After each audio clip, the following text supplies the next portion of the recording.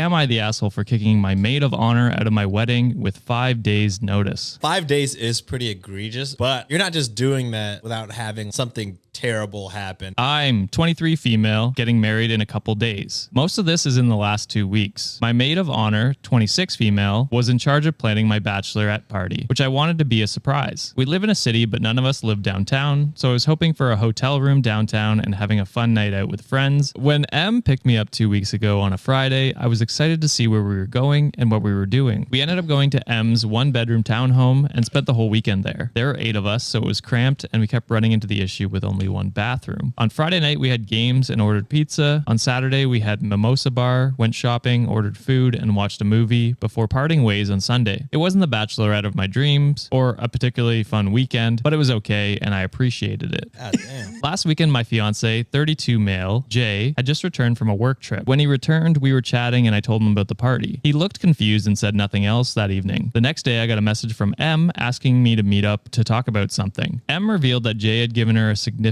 amount of money over a year ago with the intention that it was used to be paid for the bachelorette party. It would have been enough to pay for the entire bridal party to do a week-long vacation out of town, including airfare, hotels, food, drinks, and fun. I wasn't expecting this type of event. A weekend downtown would have been wonderful, and even though the party at her home wasn't what I hoped for, I was fine with it because I got to be with all my friends. She instead used the money to pay off her credit card debt and hoped that no one would notice. Girl.